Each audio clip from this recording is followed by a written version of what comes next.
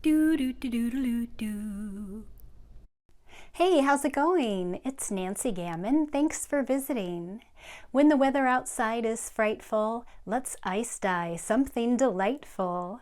Today I'm getting ready to dye a batch of pretty little snowflake fabrics. These are just the thing for winter craft projects. I'm starting with 100% cotton muslin. I've pre-washed it in a textile detergent to remove any sizing that might be on the fabric. And then I've soaked it in a soda ash solution for at least 10 minutes. I'm working with small pieces of fabric that are about 5.5 by 7.5 inches.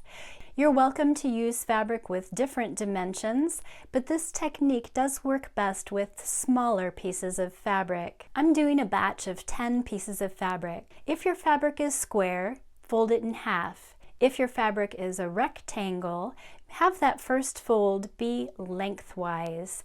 Your first fold will create the vertical line.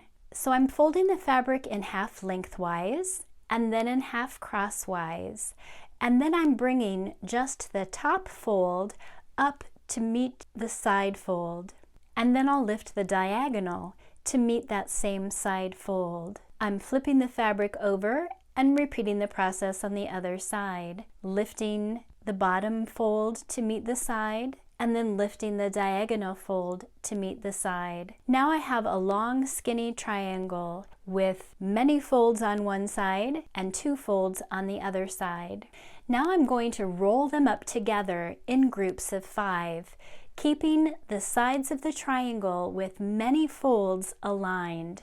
I'm going to roll pretty tightly so that some areas of the fabric will stay white, and this will help create the snowflake pattern. So I'm just rolling up one triangle when I get close to the end, inserting another triangle until I have all 5 rolled up together into kind of a cinnamon roll shape. I want that top fairly flat with the many folds. Then I'm just going to wrap it in a small protective cloth. I like to use makeup remover towelettes that have gone through the laundry. They're just the right size. This will help the cinnamon roll keep its shape, and it also will help protect the fabric from any spotting that might occur from undissolved dye.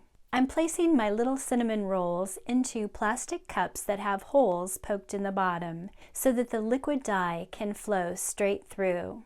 First, I'm covering the fabric with a layer of ice cubes, and then it's time to sprinkle on the Procion Fiber Reactive Dye. This dye works best with fabric that is 100% plant fibers.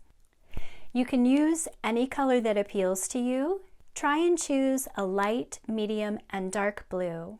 Since the fabric isn't very big, it doesn't take very much dye. When I sprinkle on the darkest color, I use just a tiny little bit. The dark helps us see the light, so I want to use some, but not too much. Now the project is ready to rest overnight for 22 to 24 hours. This will allow time for the ice to melt, the powder to turn to liquid, and beautiful tendrils of color to melt into the fabric.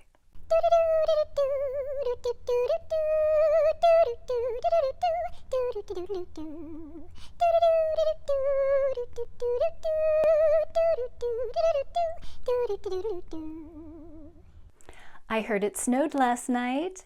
Let's see how our snowflakes turned out. So the first thing I'm going to do is take the fabric to the sink and rinse each piece under cold running water until the water runs clear. Then I'll wash the fabric in hot water with textile detergent to remove any remaining loose dye. Then I'll rinse out the textile detergent in cold water. If you'll be using these fabrics for projects that won't be washed, like greeting cards or wall hangings, you're done. You can go ahead and dry the fabric and press it with a hot iron.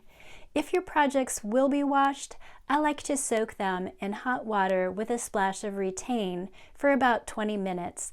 This helps keep the fabric stay nice when it's laundered. In either case, once the fabric is dry, press it with a nice hot iron. The fabric looks pretty dark right now, doesn't it? But it will get much lighter once it goes through the washing process and when it's dried. So you know what I always say,